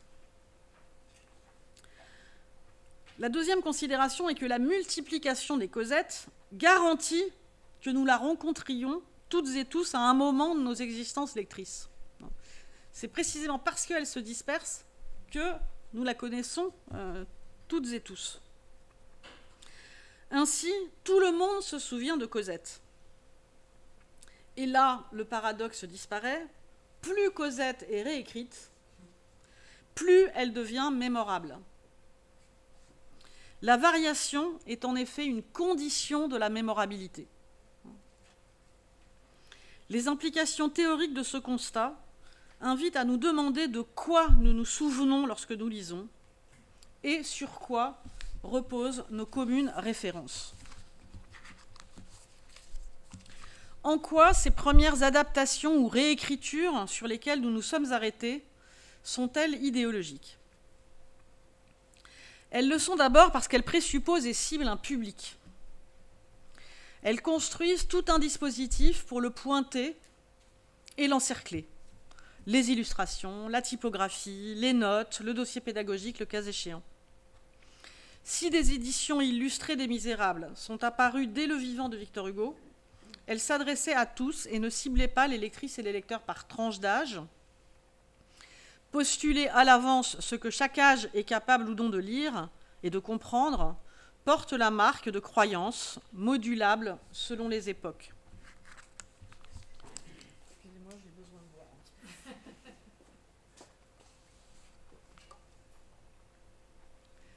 La suppression des références religieuses est l'autre grande manipulation idéologique de ces adaptations. On n'imagine pas aujourd'hui à quel point c'est une pratique courante et comment l'école de la Troisième République en France a aménagé les classiques scolaires ainsi. L'exemple le plus spectaculaire en est sans doute le Tour de France par deux enfants de G. Bruno. Comble de la littérature édifiante, réécrit en 1906 afin de renoncer à toute référence à Dieu, à ses saints et même aux édifices religieux. Ce manuel pour l'apprentissage de la lecture avait été écoulé à 3 millions d'exemplaires entre 1877 et 1887 pour atteindre 7 400 000 exemplaires en 1914. Mais entre-temps, l'État s'est séparé de l'Église et beaucoup d'instituteurs s'étaient plaints de devoir enseigner un livre où des enfants remerciaient Dieu de toutes ses bontés et faisaient la prière du soir comme celle du matin. Dans leur texte consacré à ce livre dans les lieux de mémoire, Jacques et Mona Ozouf rapportent qu'en 1886, le Conseil municipal de Paris, à la demande d'Abel Ovlac, avait refusé de voter les crédits d'achat pour ce livre en raison de leur caractère confessionnel incompatible avec la neutralité scolaire. Mais loin de se contenter de supprimer les marques de piété ordinaires, l'édition révisée supprime tous les mon Dieu, d'émerveillement ou de crainte, remplacés par quelle joie ou hélas, Lorsqu'André et Julien visitent Marseille, ils ne vont plus à Notre-Dame de la Garde. Et à la fin de leur parcours, ils découvrent un Paris débarrassé de Notre-Dame et de l'Hôtel-Dieu. Les digressions sur les grands hommes qui ont fait l'histoire de France omettent désormais de parler de Fénelon, de Bossuet, qui étaient des prêtres, ou de Saint-Vincent-de-Paul. Il reste en revanche une grande femme, Jeanne d'Arc, dont le culte semble soluble dans la laïcité. Comme dans le cas des adaptations des Misérables, on balance entre coupe et réécriture. Certaines des révisions relèvent explicitement de ce qu'on appelle aujourd'hui la cancel culture. Ainsi, de ce passage, évoquant le palais des papes à Avignon. Difficile, si on y est allé, de passer dans cette ville sans se heurter à l'imposant monument, et il n'est pas aussi aisément substituable qu'à Paris, où on peut remplacer la visite de Notre-Dame par celle de la Sorbonne. Alors voilà ce que devient d'une version à l'autre la légende commentant le dessin de la forteresse. Version originale de 1877, Avignon, 40 000 habitants, ancienne capitale du comtat Venessin-sur-le-Rhône, servie autrefois de résidence au pape. On y voit encore leur palais, majestueux monument du XIVe siècle. Version révisée de 1906, Avignon, 47 000 habitants, grande et belle ville, ancienne capitale du comtat Venessin-sur-le-Rhône. Elle possède encore les anciens remparts et de majestueux palais du XIVe siècle, fabrique d'indiennes et de soieries. Ce simple exemple permet d'observer les techniques de la révision. Les données chiffrées sont corrigées en fonction des évolutions statistiques, ce qui entraîne une forme d'anachronisme, puisque l'histoire reste explicitement située au début de 1872. Ainsi, la ville d'Avignon passe en 35 ans de 40 000 à 47 000 habitants, ce qui est évidemment exact si on tient compte de la date de l'édition, mais inexact si on se place du point de vue de l'histoire racontée. Une caractérisation, majestueux palais, se substitue à celle qui a été effacée, résidence des papes. Et comme il faut quand même pourtant trouver un intérêt historique à la visite de la ville, l'industrie actuelle, fabrique d'indiennes et de soieries, remplace l'histoire plus ancienne. Ainsi, les différentes suppressions ne réduisent pas le volume du livre. Un savoir se substitue à un autre. Voilà tout. En outre, comme tout texte pédagogique qui se veut le plus neutre possible, la géographie prend le pas sur l'histoire, ce qui est déjà le cas dans la première édition, qui ne raconte l'histoire qu'à travers la vie des hommes et une femme illustre. On mesure la violence des débats idéologiques de cette époque aux polémiques qui ont entouré la formidable diffusion de ce livre et qui ont entraîné sa révision. Car la version initiale n'était guère prosélyte. Et il faut rappeler que l'enseignement religieux ne devient une matière facultative à l'école en France qu'en 1882. Donc la religion était certes présente dans le quotidien du livre, mais de façon presque abstraite et culturelle. Dans une lettre à l'éditeur, Alfred Fouillet, qui répond pour sa femme, autrice du livre, tente de répondre aux objections et accusations des laïcs militants en écrivant à propos de la visite controversée à Notre-Dame. Je le cite, mais il y a là simplement la reconnaissance d'un fait historique et d'un mouvement historique, sans aucune prescription confessionnelle. Il n'aura pourtant pas gain de cause, exit Notre-Dame. En revanche, un épilogue ajouté à l'édition de 1906 exalte la puissance que la France tire de ses colonies, dans des termes illisibles aujourd'hui. L'humanité est divisée en 4 races, blanche, jaune, noire et rouge. La race blanche étant dite la plus parfaite de toutes. Maintenant que le texte n'est plus guère lu, et surtout qu'il ne fait plus l'objet de prescriptions scolaires, la révision n'est pas jugée nécessaire. Et si l'édition du centenaire, en 1977, reprenait la première version, l'édition la plus récente, parue chez Talandier en 2012, choisit la version révisée, donc sans les références religieuses, mais sans la mise en perspective du contexte d'écriture par des notes qui préviendraient du caractère raciste de cette image ou de certains paragraphes.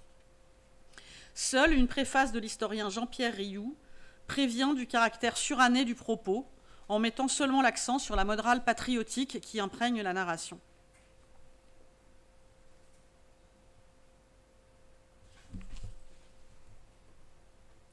j'en arrive à ma conclusion.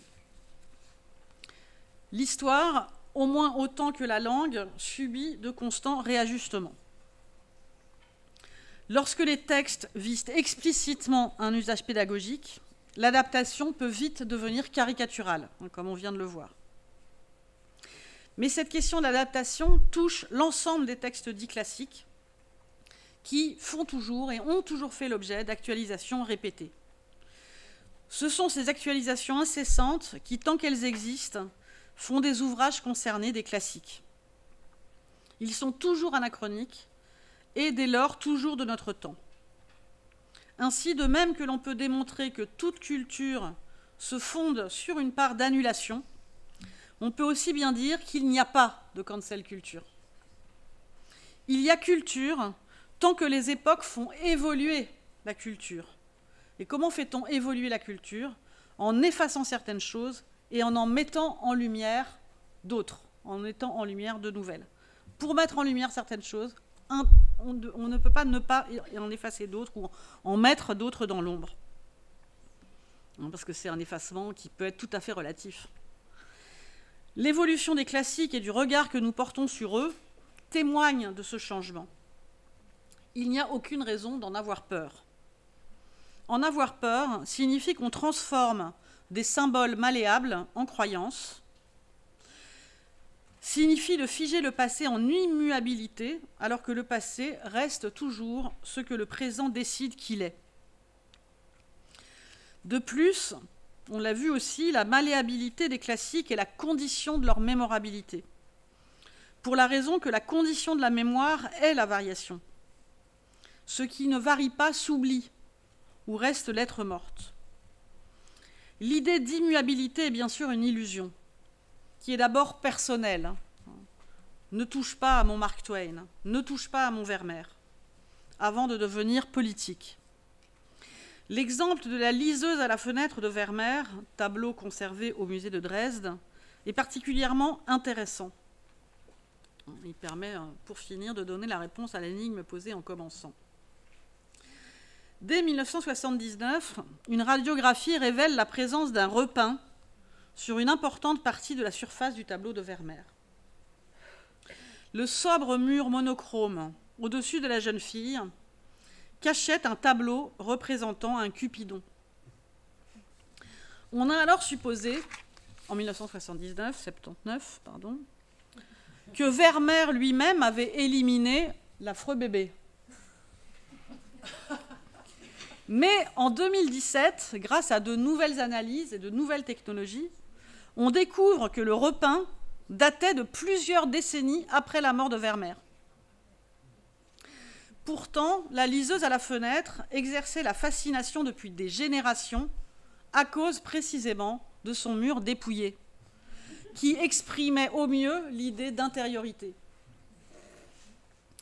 En effaçant l'effacement, la restauration a privé les spectateurs et les spectatrices de toute une tradition d'expérience devant ce tableau.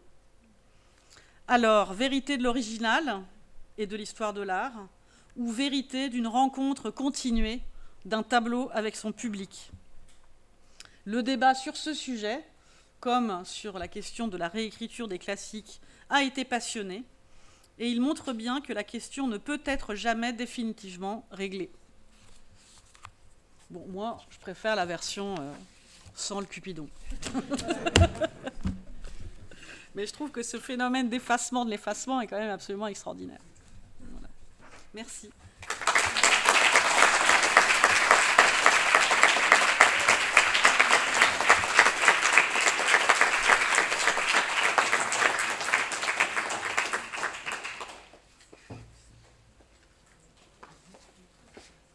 Je ne vais pas me mettre ici.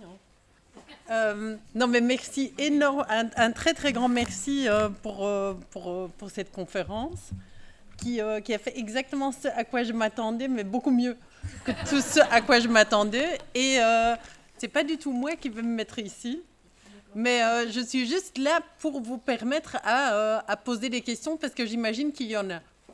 Et, je te remets là. D'accord. Il faut juste que je boive un peu. Ah oui, en effet. Oui, il y a 3 secondes. Je l'allume.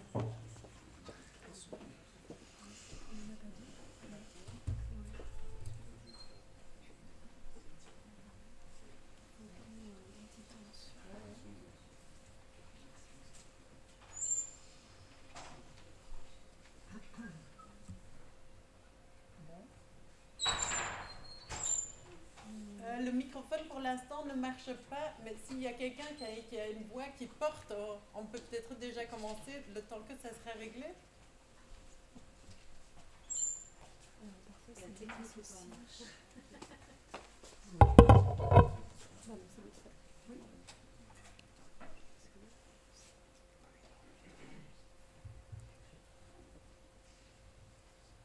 Bon, pour l'instant, personne n'ose.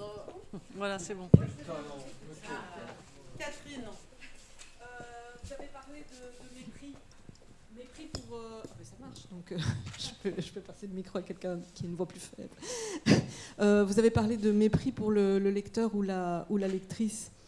Dans quel cas est-ce qu'on peut parler de mépris? Dans quel cas est-ce qu'on peut parler simplement de facilitation, de faciliter la lecture?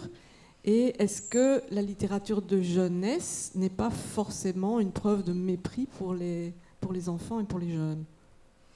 Non, je pense pas. C'est vrai que la lisière est un peu... Enfin, c'est peut-être un peu fort. La lisière est sans doute assez fragile. Il s'agit bien entendu de la bonne intention d'une facilitation de la lecture. Mais là, ça allait tellement loin... de façon aussi un petit peu, je trouvais, ridicule, c'est-à-dire planche, bloc de bois rectangulaire. Pourquoi rectangulaire serait mieux compris que planche? Enfin, je veux dire, il y a un moment où ça devient un peu absurde, voilà.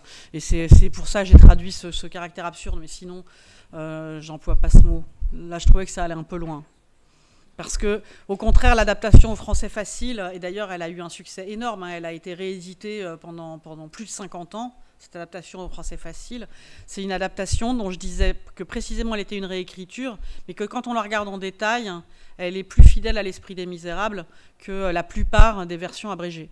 Donc, mais c'est la reprise de cette adaptation sur une époque récente qui m'a paru aller jusqu'à l'absurde.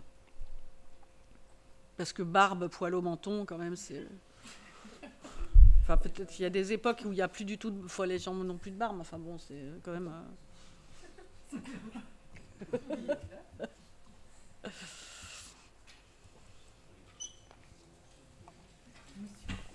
Oui, voilà, on ne va pas faire... bonjour, merci pour votre exposé.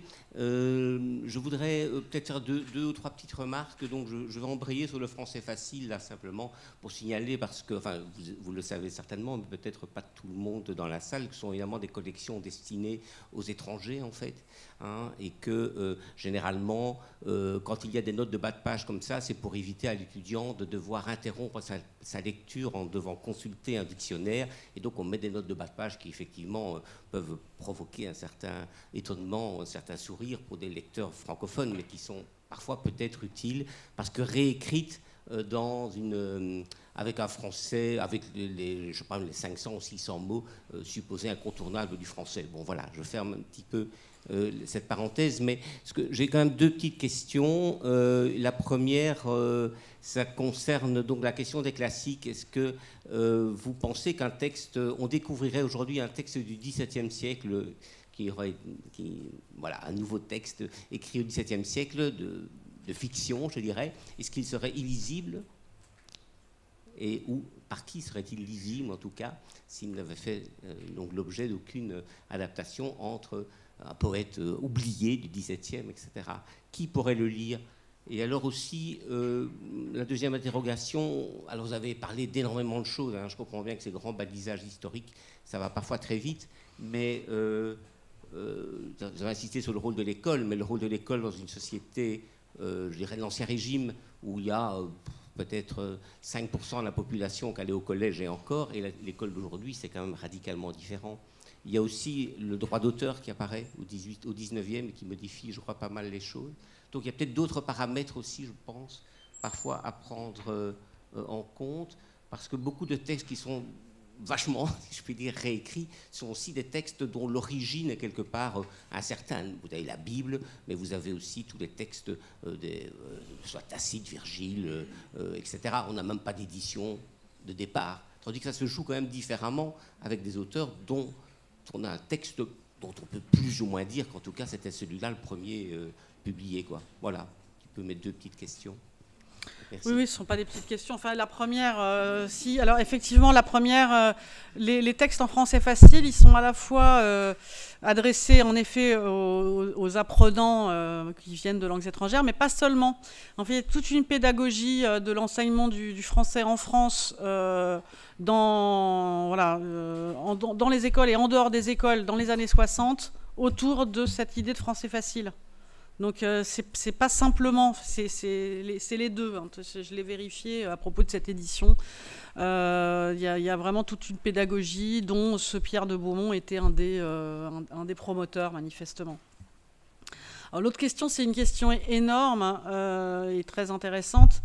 Donc, effectivement, les textes qui ont connu aussi des variations orales, hein, puisque toute littérature orale se donne sur le mode de la variation. Les textes qui ont connu des versions orales font l'objet de plus de reprises et d'adaptations qui sont mieux acceptées aussi parce que, en effet, l'autorité, la notion d'auteur et même l'original apparaît soit comme multiple, hein, dans le cas d'un certain nombre de textes du Moyen-Âge, ou incertain. Donc ça, c'est une chose évidente.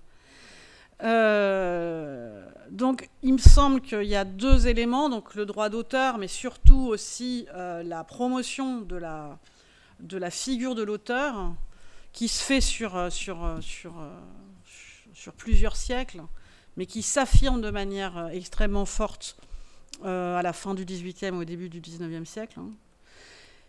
Et qui va de pair avec aussi une idée de la littérature fondée sur l'imitation, hein, où là il paraît tout à fait logique qu'on réécrive, d'une pensée de la littérature fondée sur l'originalité, où là on sacralise la matière, la lettre du texte. Alors il y a aussi, je vais assez vite dans cette perspective, mais en effet il faut aussi prendre en compte ces variables-là.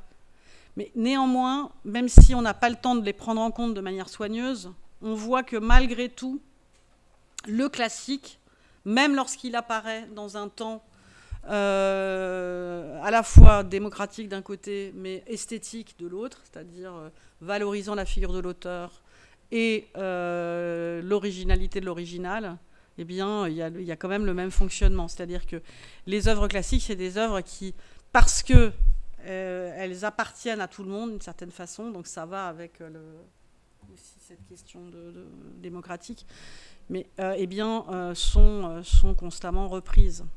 Et pas simplement par l'école, parce que j'ai pas mentionné tout ce qui est parodie, réécriture transmédiatique, etc. Il y en a plein d'autres. Ce que je voulais montrer, c'est que des débats d'aujourd'hui où on se scandalise de tel ou tel élément, en fait, on les trouve. Il faut donner une profondeur historique à ce débat. Et c'est pour ça que j'ai pris des exemples qui correspondent exactement à ce qui est dénoncé par les pourfendeurs de la cancel culture. C'est pour essayer de donner des arguments.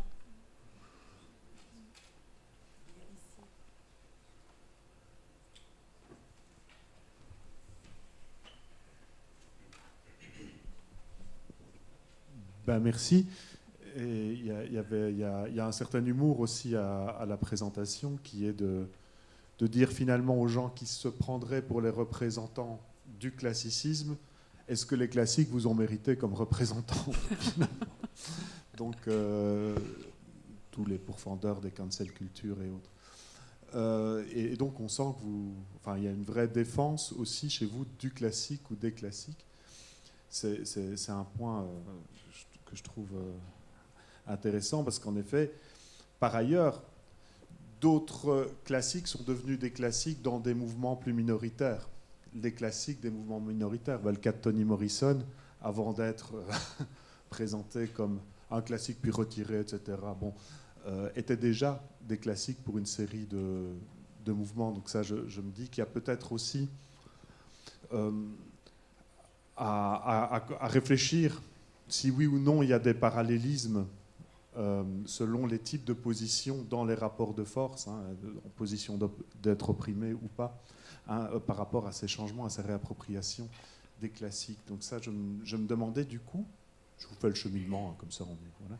Je me demandais s'il y avait des cas de transformation historique là, d'un classique comme cela, qui serait, voilà, qui serait venu assez directement de mouvements plus opprimés dans une société ou de mouvements en lutte, plutôt qu'un passage qui a l'air parfois d'être passé par une institutionnalisation, ce que des élites à un moment donné pensent de ce qui est susceptible d'être reçu à un moment dans une société. Donc autrement dit, est-ce qu'on a des cas d'intervention sur des classiques qui ont marché assez vite, quoi, venant de mouvements de lutte sociale, du point de vue de gens qui sont opprimés dans un rapport social. Parce que je me demandais, tiens, qu'est-ce qu'il y a eu comme modification venant des mouvements attaqués d'être cancel culture, notamment autour des mouvements antiracistes, etc. Qu'est-ce qui a été modifié effectivement? Ça, je ne sais pas. Merci beaucoup, c'est très intéressant comme question. C'est une question que j'ai abordée dans mon livre sur la traduction par l'exemple de la Women's Bible à la fin du 19e siècle où voilà, des femmes décident de réécrire la Bible, retraduire la Bible, la King James Bible, parce que cette King James Bible était très très très patriarcale et très, vraiment invisibilisait complètement les femmes qui, par ailleurs, étaient très investies dans la religion à cette époque-là. Et donc, elles réécrivent l'histoire d'Ève, elles utilisent l'inclusivité grammaticale, etc. Donc, c'est un cas intéressant et je pense qu'on pourrait aussi très bien en trouver d'autres. Ce que je trouve problématique et ce que j'essaye de faire comprendre, c'est que, et ça c'est à voir avec la représentativité, c'est-à-dire qu'on peut choisir positivement d'aménager la culture, par exemple pour la rendre plus inclusive. Donc aujourd'hui, on est préoccupé de laisser plus de femmes, aux minorités, etc. Et forcément, quand on fait ça, c'est un mouvement positif. Toutes les cultures font des aménagements comme ça. Mais on ne peut pas faire ça sans qu'on mette un tout petit peu dans l'ombre quelque chose d'autre. Et plutôt que de condamner ce qu'on met dans l'ombre, regardons plutôt ce qu'on met en lumière. Et ce qu'on met dans l'ombre, en plus, c'est tout à fait susceptible de réémerger autrement à un moment donné. C'est ça aussi. C'est cette pensée, ce qui me gêne, c'est cette sacralisation de l'un original, pur, etc., qui me paraît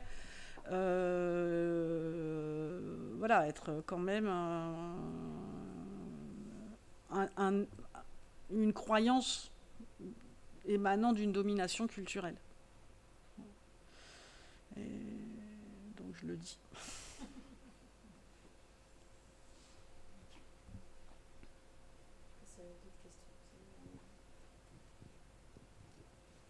Alors, je dois avouer que ça a un petit peu fait bouillir mon cerveau.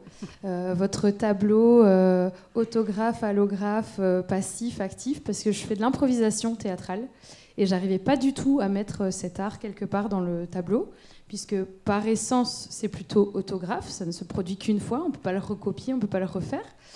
Et j'en suis venue à me demander, est-ce que l'improvisation théâtrale peut devenir un classique ? Alors dans mon cas, j'ai pensé à Keith Johnston, qui a écrit beaucoup sur l'improvisation et qu'on cite souvent comme oui, voilà, quelque chose à suivre. Donc pour moi, devient un classique. Mais je n'arrivais pas vraiment dans ce tableau, après vous l'avez dit, c'est un consensus binaire, je n'arrivais pas dans ce tableau à placer l'improvisation. Je ne sais pas si ça peut entrer dans le fruit de vos réflexions aussi, mais si vous pouvez un peu dénouer mon cerveau, j'avoue que pour ce soir, ça me ferait du bien. Oui, alors c'est une question intéressante qui est d'ailleurs évoquée par Jeunette dans l'œuvre de l'art. elle lui pose un problème dans ses catégorisations, l'improvisation. Parce que effectivement, il n'y a pas de... Enfin, ça n'a lieu qu'une fois. Avec cette petite... et moi, je trouve que c'est très intéressant d'y réfléchir, parce qu'aujourd'hui, on travaille beaucoup sur les études de performance, etc. Et donc, on doit évidemment différencier dans les différents types de performances. Il y a des performances qui actualisent et il y a des performances qui performent véritablement. Alors, le fait qu'il y ait parfois des enregistrements de ces performances les place aussi déjà dans quelque chose, non pas de figé, mais malgré tout avec un résultat, un produit. Et je dirais que pour moi, je les analyserais quand même comme des variations orales, parce que même si ça n'a lieu qu'une fois, alors bien sûr, les récits des Aèdes, d'après ce qu'on sait, des Trouvères, des troubadours, etc., ils se fondaient quand même sur un texte existant à partir desquels qui faisait varier, qu'à la fois il mémorisait et qui faisait varier, d'où le principe du classique, c'est-à-dire la mémoire va avec la variation. Mais c'était quand même, ça n'avait lieu qu'une fois aussi. Hein. Alors là, c'est plus radical, parce que il n'y a pas de support, mais je me dis que s'il y a des performances, alors là, vous avez parlé de quelqu'un qui a théorisé aussi la pratique, donc c'est aussi peut-être pour ça qu'il est cité, mais je pense que c'est aussi par le fait qu'on s'en souvient. Donc il faudrait travailler sur le type de remémoration ou de mémoire que crée ce type d'art, de performance. Mais en effet, je ne l'ai pas inclus là parce que, voilà, parce que je parlais de transformation, donc à partir de moment, il fallait qu'il y ait un existant. Mais je pense que c'est une question complexe. En tout cas, on ne pourrait pas la faire apparaître dans une des cases là. Il faudrait... Merci.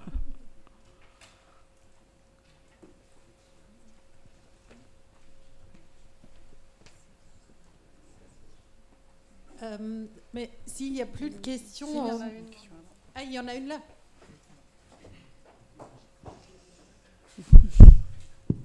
Oui. Merci. J'avais deux petites questions. Premièrement, c'est par rapport aux 4 paramètres. Reprise, changement d'usage, temps et pouvoir. J'ai l'impression que vous les considérez toujours de manière séparée.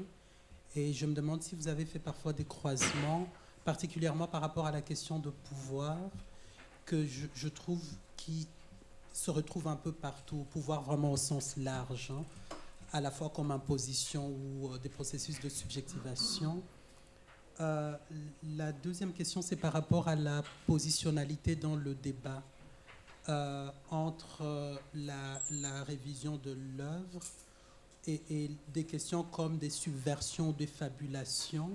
J'ai parfois l'impression que la position va dépendre de si le sujet fait partie du groupe dominant. Il va avoir tendance à être dans ce débat du type est-ce qu'on peut revoir ou non.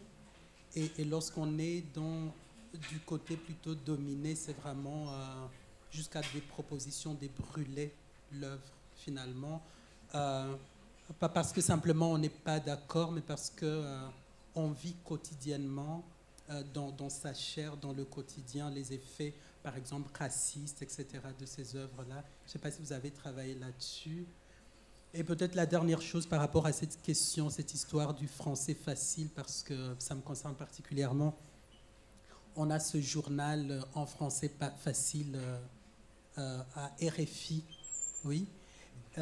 Et je pense que les gens qui font ça ne se rendent pas du caractère condescendant de cette histoire-là, dans la mesure où la personne qui décide de ce qui serait facile pour l'autre, c'est la personne qui maîtrise la langue, en fait.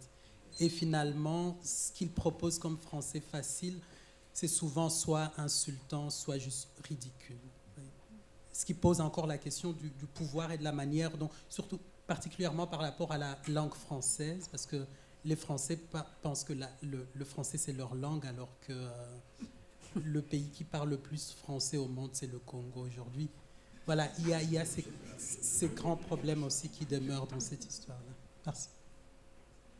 Merci beaucoup. Alors, sur la première question, vous avez tout à fait raison. Bon, c'est la commodité de l'argumentation qui fait qu'on sépare en petits éléments des choses, mais tout se recoupe. Et enfin, la question du pouvoir, évidemment, elle traverse toutes, mais aussi celle, je dirais, de l'usure et de l'usage, qui sont des questions liées. Et donc, j'ai séparé parce que, voilà, pour essayer de rendre mon propos un peu clair. Mais bon, là-dessus, vous avez complètement raison.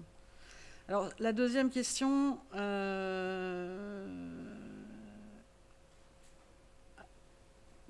oui, j'ai un peu travaillé là-dessus, précisément, notamment, encore une fois,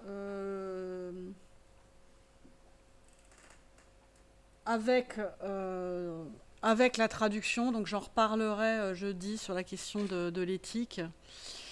Et parce que la traduction, c'est toujours quelque chose d'adressé, contrairement à l'œuvre. C'est adressé à un public précis. Donc c'est un peu comme les réécritures pour enfants, c'est-à-dire qu'on s'adresse à un public précis. C'est un peu comme le français facile, c'est-à-dire qu'on projette son public.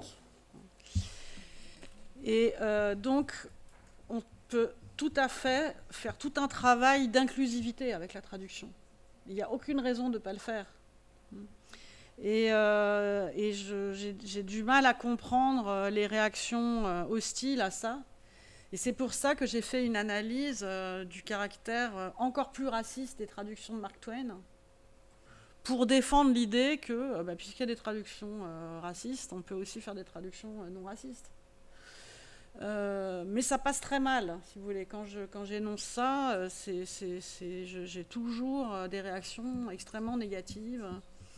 En tout cas en France, hein. Je ne sais pas comment les débats ont lieu ailleurs, parce qu'en France, il y a quand même une très forte sacralisation de l'original, de l'unicité, de l'universel, etc. Et donc tout ça ne fait qu'augmenter les effets d'exclusion. Alors sur le français facile, effectivement, c'est présupposé. C'est amusant parce que ce que vous dites, c'est à double tranchant, parce que j'ai étudié un peu les argumentations de cette pédagogie, justement, dans les années 60. Et je trouvais pas ni condescendant, ni insultant.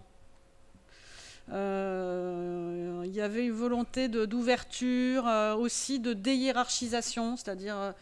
il n'y a plus besoin des parents ou des maîtresses d'école pour qu'on lise tout seul. Donc il y avait aussi des côtés positifs. Ce n'était pas que négatif. Mais je comprends très bien qu'on puisse aussi...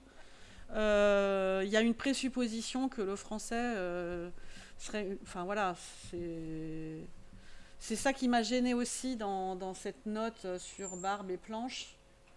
C'est qu'on ne suppose pas que... là c'est pareil, c'est comme le reste. On peut... voilà, il y a des mots qu'on ne connaît pas, même si, alors que d'autres les connaîtront, etc. Enfin, je veux dire que c'est variable. Il n'y a pas des personnes qui parlent là, des personnes qui parlent là, des personnes qui parlent là. C'est quand même assez mélangé. Et donc, de ne pas supposer que si on ne connaît pas un mot, on peut chercher. Et je trouve d'autant plus bizarre aujourd'hui que c'est encore plus facile de chercher qu'avant. Parce que chercher dans le dictionnaire, ça demandait un certain effort, on ne l'avait pas forcément sous la main, etc. Alors que maintenant, il suffit de regarder sur son téléphone ce que veut dire un mot. Donc voilà, mais je trouve que ça, c'est une question compliquée, si vous voulez. Je comprends ce que vous dites, mais ça reste un peu compliqué. Moi, ce que je trouve, et ce que vous dites d'une certaine manière en creux lorsque vous parlez, c'est que c'est plutôt de défendre qu'il y a vraiment des Français au pluriel. Et des manières de le parler et des manières aussi peut-être de le comprendre ou de le déployer. Mais on a toujours compris, enfin c'est ce qui nous arrive dans les langues étrangères, on comprend énormément de choses même s'il nous manque plein de mots. Enfin quand on parle les langues étrangères, c'est ce qui nous arrive tout le temps comme expérience. Donc c'est pareil avec sa propre langue. Ouais. Juste pour préciser que par rapport à la traduction... c'était par rapport au journal en français facile que vous pouvez suivre sur, sur RFI. Ah oui, oui, oui, oui. Merci.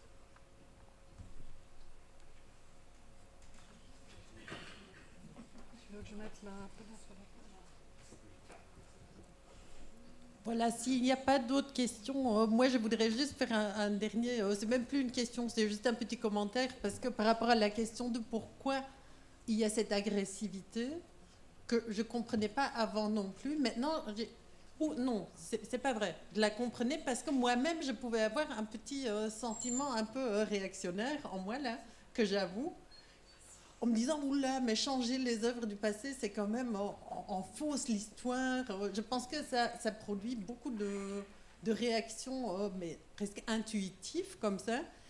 Et je trouve que ça aide énormément de voir des exemples et des cas, et vraiment une analyse de phrase en phrase, etc., où on voit concrètement ce que ça peut bien vouloir dire. Et au fil, j'avais déjà un peu écouté ce que vous avez dit lors de l'entretien que vous avez fait sur France Culture l'année passée, mais aussi ici pendant la conférence.